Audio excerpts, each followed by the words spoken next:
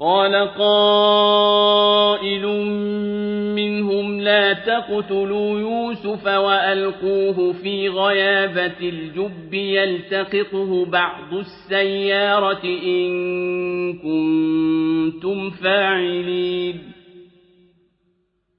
قالوا يا أبانا ما لك لا تأمنا على يوسف وإنا له لناصحون أرسله معنا غدا يرتع ويلعب وإنا له لحافظون بسم الله الرحمن الرحيم الحمد لله رب العالمين والصلاة والسلام على أشرف الأنبياء والمرسلين نبينا محمد وعلى آله وصحبه أجمعين ثم أما بعد السلام عليكم ورحمة الله وبركاته.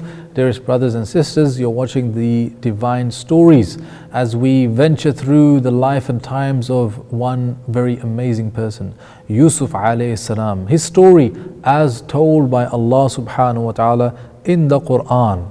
We've got to the stage in the life of Yusuf where he's still a young child. He's told dad about this amazing dream, and after that dad gives him a strong piece of advice and praises him, tells him to be the greatest person he can be for the sake of Allah subhanahu wa ta'ala. Then the scene cuts to the brothers. The brothers have reached breaking point when it comes to the envy that they are feeling towards Yusuf alayhi salam. They can't take it anymore. And what do? The envy gets the better of them.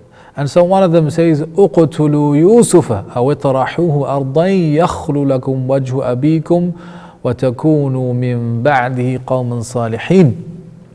They say, let's kill him. Kill him, yes. That is the extent to which the envy got to. Or toss him to one land somewhere over there so that we will get rid of him, and as a result we'll be able to have the undivided attention of dad.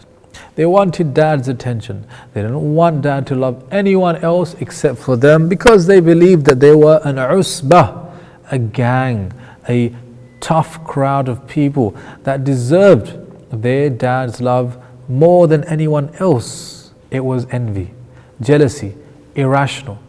And in that irrationalism, they said about their dad something which wasn't good. They said, Inna abana lafi dhalali mubin. Our dad is clearly mistaken. Now, one of them said this, suggested this. Either we do one or two things. Get rid of him or toss him to one far away land so that we never see him ever again.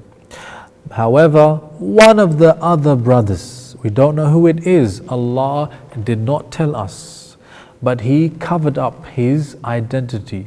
And Allah said, قال قائل منهم لا تقتلوا يوسف وألقوه في غيابة الجب يلتقطه بعض السيارة إن كنتم فاعلين. That one of them spoke out and said, لا تقتلوا يوسف. No, don't kill Yusuf. So maybe he's going to say this is a bad idea. We shouldn't be thinking about this. Our brother is our brother and we should be taking care of him. In fact, he's not that good. The only thing he said is, لا تقتلوا يوسف. Don't kill him, but let's do something else. There's a plan B. What's the plan B? وَأَلْقُوهُ فِي غَيَابَةِ الْجُبِّ. Let us throw him into a well. But not any well. They said, let us throw him into the bottom of Al-Jubb. Al-Jubb is a well, but different to Bir, which is also a well in Arabic. The Jubb, they said, is a well in the middle of nowhere, which has no brickwork going around the top, which you can then see from far away. There's a well over there. No, we don't want to throw him into that kind of well. That kind of well, you know what? Somebody may well come and find him. Let us throw him in a jubba, in a well that is just dug out in the ground and has no markings around it. Allah telling us there that even the plan B was an evil plan. Even the plan B was suggesting that their brothers didn't want Yusuf even to be found. You see, this brother says, let us not kill him, let us throw him inside at the bottom of that well. يَلْتَقِطَهُ بَعْضُ السَّيَّارَةِ إِن كُنْتُمْ فَاعِلِينَ. So what would happen is that we throw him into the well and some travelers come by and they happen to find him like lost property at the bottom of the well. And as what happens during those ancient times, if you find a young boy lost all alone, he becomes like your property, a slave. And so they were hoping that what would happen, or the best that could happen, is that Yusuf is sold into slavery and then moved away to a distant land. Subhanallah. This was their own blood brother. Though half a brother still. And this is the evil scheming plan that they had. So he says, in kuntum fa'ilin, if you're going to do something, then do this. Don't go to the extent of killing him. Yet this plan was still very, very evil. Then Allah subhanahu wa ta'ala continues by saying, قالوا يا أبانا ما لك لا تأمنا على يوسف وإنا له لناصحون. So they agreed to plan B. What was plan B?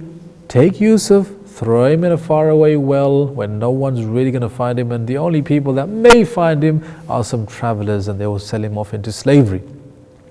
Decided, agreed. Yes. All 10 of them agreed to this. Can you imagine? Not one or two egging the others along. No, you don't want to do it. Let's do it. We need to do this. Don't worry. Afterwards, everything will be fine. Blah, blah, blah. Dad would love us. No. All of them agreed. All of them felt such strong feelings of envy. Then they come to Dad and say, قَالُوا يَا أَبَانَا. Oh, our father. They're going to ask Dad to take Yusuf, their younger brother, away for a day in order to execute their plan. But look at the way they asked Dad. It's got the word guilty written all over it. They begin by saying, Ya Abana, ma laka la ta'manna ala Yusuf. Dad, why don't you trust us with Yusuf? Wa inna lahu lanasihun. When the reality is that we, inna, really us, lahu, when it comes to him, lanasihun. We are just well-wishers. We only want good for him. We only want to give him good advice. We just want the best for our Yusuf. Oh, really? Just imagine you are in Yaqub's position and your 10 sons come to you and you know that there is an issue between them and the younger one, that they have some envy towards him. And the first thing they say is, Dad, why don't you trust us with Yusuf? You're going to be thinking, these guys are up to no good, right? Yaqub alayhi salam for sure could sense this is an evil type of speech, a speech that is sinister. So they say, مَا لَكَ لَا تَأْمَنَّا عَلَى يُوسُفَ وَإِنَّا لَهُ لَنَاصِحُونَ. And indeed we are only well wishes for him. I mean, who would say such a thing? Who would speak like that? And even the way they're speaking, indeed we are to him well wishes, truly well wishes. It kind of sounds, it sounds like not only are they being sinister, but they sound a bit crazy. Speaking like that, you sound crazy. And that's the way they spoke to Dad. Then they continue. What did they say? أرسله معنا غدا يرتع ويلعب وإنا له لحافظون. Send him with us. Why? يرتع ويلعب. So that we will do يرتع, which means that we will get him to eat loads and loads. Mar'a is used to refer to cattle, cows and camels when they eat, when they're chomping away at their food. It means that they're eating a lot. So they're saying to Dad, don't worry about it. Send him with us and we'll take him somewhere where he's going to eat fantastic food. He's going to eat a lot of food. وَيَلْعَبْ. And on top of that, he's going to la'ab, he's going to play, enjoy himself. He's going to have some fun with us, Dad. He's going to be fed really good food and he's going to enjoy himself. He's going to play some games. That's what we want to do, Dad. Yes, that's what we want to do. Please send him with us. يَرْتَعْ وَيَلْعَبْ وَإِنَّا لَهُ لَحَافِظُونَ. And indeed, the reality is that we're going to take care of him. Hafiz, we're protectors of him, especially him, of all people, Dad. You know what we're like when it comes to you. So we're so protective of him. Do you see? It smacks of guilt, it smacks of cynicism, and it's very obvious that these brothers are going crazy. And that, it helps us to appreciate why, though Yaqub will then go on to say, no, I don't want this to happen. He doesn't force it down and put his foot down and say, there's no way that Yusuf is going to come with you. Why, Yaqub, didn't you stop Yusuf going with them, knowing that they have an evil plan? Well, a number of reasons.